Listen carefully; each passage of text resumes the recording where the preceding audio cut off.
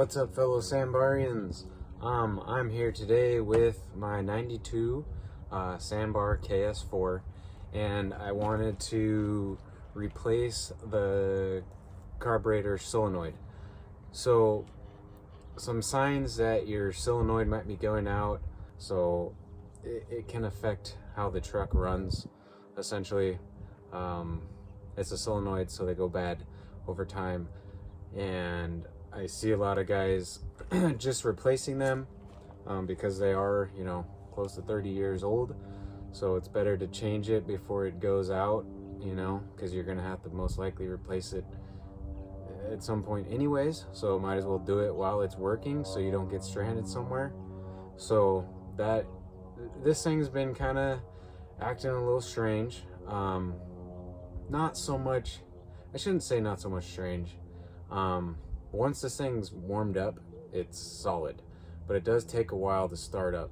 So we're gonna see if the carb solenoid, replacing that, helps with the startup. So I'll kind of show you what I mean by taking a while to start up.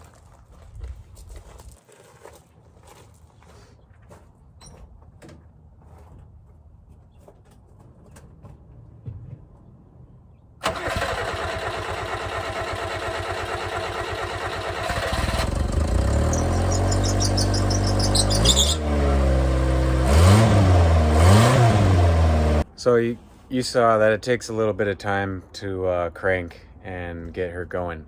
She does start, it just takes a little cranking and pumping on the gas.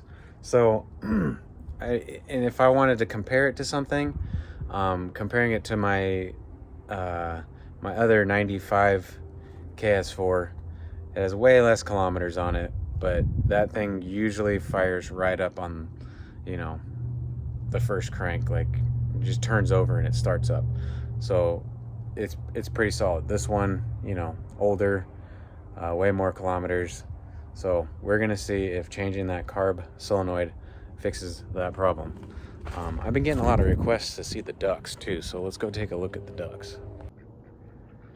And there are the patitos after their nap. One of the sheds blew away in the wind, carport, so it has turned into their little sanctuary until I get a dumpster here to throw stuff away. So that's Snowflake, that's Batman, and that's a bigger golden guy. Oh my gosh, and their their chemtrails. We're all gonna die. Let's get back to it. Okay, so if you're a new Sambar owner and you're unfamiliar with, the engine yet, you'll get familiar with it real quick. I'm sitting in muddy water when you start working on it. So the carb solenoid is this guy right on the top of the, basically on top of the carburetor. And so it plugs in, it gets power, usually trips fuses, because it's a solenoid and it will go bad. There's no rhyme or reason, they just go bad. And someone used to say electronics never go bad. Yeah, the electronics do go bad. So here is here's the new solenoid. So it does plug in, so we're gonna have to plug it in and obviously screw this one in. So let's get to it. So it's gonna be helpful to have a small Phillips head to get in there.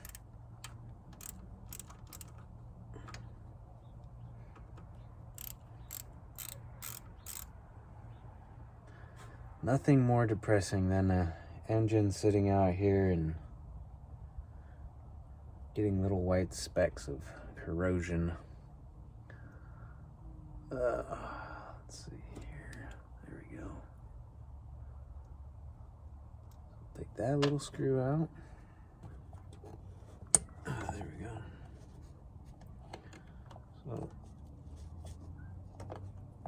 So That one's a little tricky to get. I'd use a flathead. Get at it at an angle.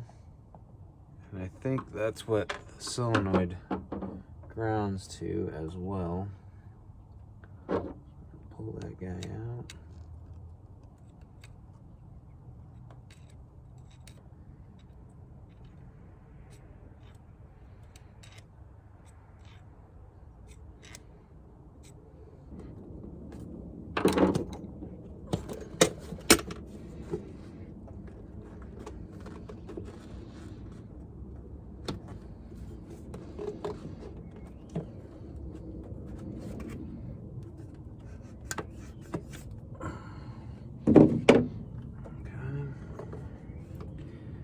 Hose, man, inside of that thing is clean because I don't have it sucking in the oil anymore. I've never done this before, so we're learning as we go.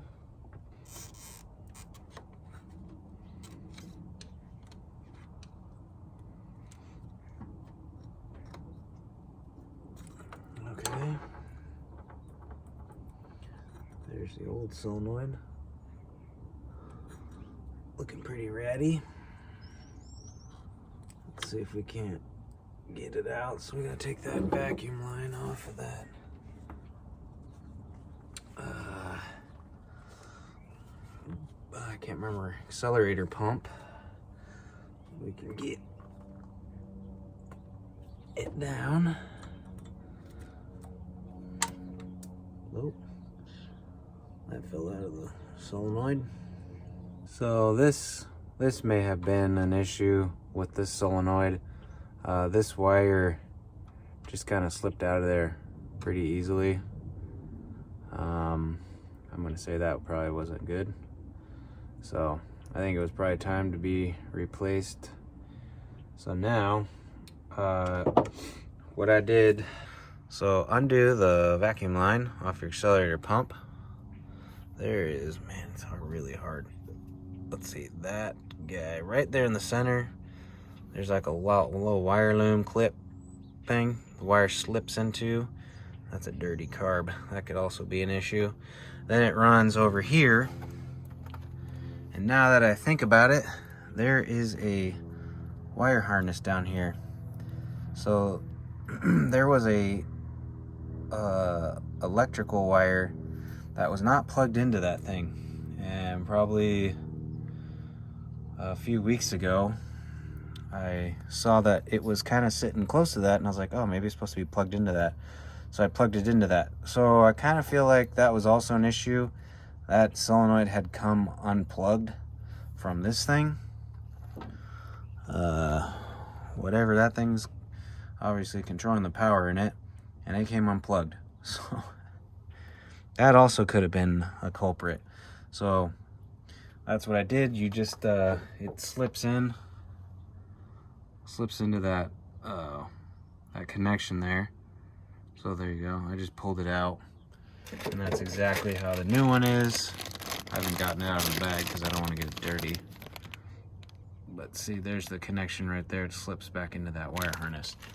So first, before I do anything, I'm gonna get the solenoid hooked up in there so I don't get any dirt in anything. Then run it around, and we'll get it plugged in.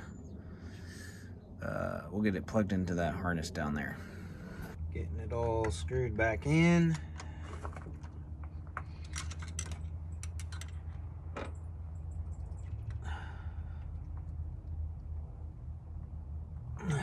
Okay, so let's get everything plugged back in. Accelerator pump. That's plugged in. 30-year-old truck. Put some new parts on it. She deserves it. She's lasted this long. She deserves a gold star. So let's put our intake tubing back on very carefully, not to get too much dirt in there. So like I said, Guys in the groups usually recommend just changing these solenoids out regardless, because they will leave you stranded if the solenoid goes out. And fun little story, my generator on my motorhome, oh man, my back, where are the patitos at? Oh, there they are. The solenoid, I gotta take a break for a second. The solenoid on my generator, I've said that about 15 times now. The ground wire screws into the side of the generator and grounds out, right?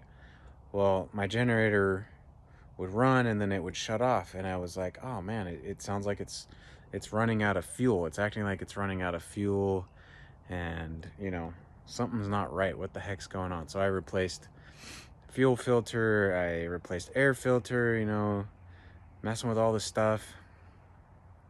And I'm down there looking, and it turns out the ground screw for the carb solenoid on that Cummins Onan whatever generator, the ground screw was loose. So the ground wire was just flopping around, so it wasn't getting a good ground contact. So the generator would run and then it would shut off because it would vibrate, and then it would vibrate, you know, the ground wire loose, and it would kill it.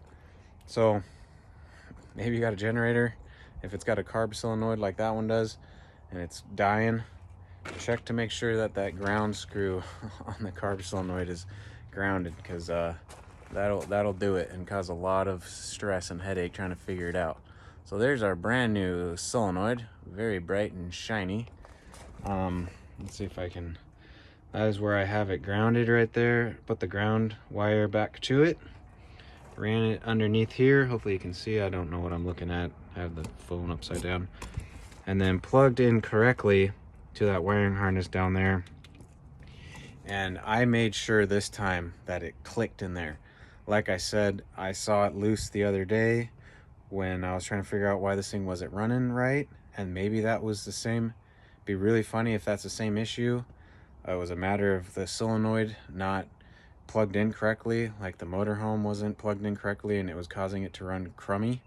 We're gonna find out if that was the issue. That wire was just poking out, and I thought, oh, maybe that's something to do with the air conditioning or something, because I wasn't sure what that wire went to, because it goes underneath the throttle body, and I'm like, or it goes underneath the carburetor, and I'm like, what the heck is that? Turns out that is the yellow wire coming off the solenoid. So I'm gonna put everything back together real quick, and then we're gonna start it and see how it does. Hopefully good. And the ducks sound pretty excited. Let's see.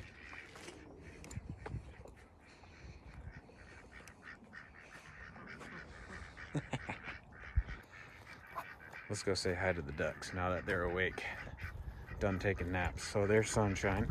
She loves the sunshine. Golden Guy. Hi, patitos. Hi. Oh, it's okay, Golden Guy. Snowflake. Oh, here they go. Snowflake. Hey. See, they do this every time. Hey. Snowflake. Stop it. Hey. Golden Guy runs around, and then I have to protect little Golden Guy. Hey. Snowflake.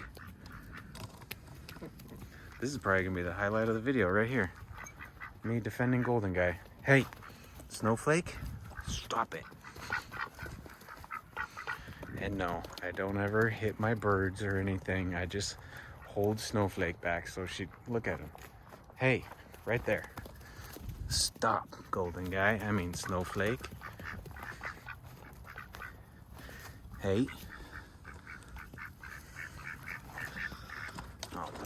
Oh, and I've been trying to teach him how to fly. There he goes. Oh, watch out for the truck. Oh gosh.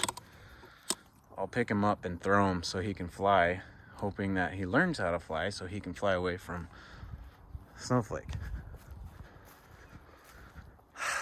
Let's see, where'd they go? Farm life, am I right? But if I can teach Golden Guy how to fly, he can get away from Snowflake. Are you guys in the shed, carport? Hi, Golden Guy. Hi, buddy. Snowflake? Hey, do we need to have a talk? Do we need to have a talk, bud? Oh, you're trapped. Where are you gonna go? Where are you gonna go, buddy? That's what you get. You gotta be nice. Can you be nice to Golden Guy? Huh? He's a big bird. He's like half goose. This dude straight stomps the ground when he runs around. Okay, you ready to come out? Have you calmed down? Yeah? All right. Okay. A little National Geographic for you. Where's little Golden Guy? There he is. So, like I was saying, they hang out together. They're like Robin, the black one. He'll usually stand up and help fight Snowflake. But he seems to mainly do it when I'm around. Like he's trying to impress me or show me who's boss, which they're all a bunch of chickens. As soon as I step in the ring, they're like, nope. So sometimes I gotta show them who's boss. And he did nip me one time when I was protecting a little Golden Guy. He nipped my finger a little bit on accident, and he looked at me and he was like, "Oh no, I'm in big trouble." It was really funny. Okay, back to it. I'm gonna hook everything up and we're gonna start her up. Okay, let's start her up and see how she runs. Hopefully, que bueno. I think I got everything hooked up.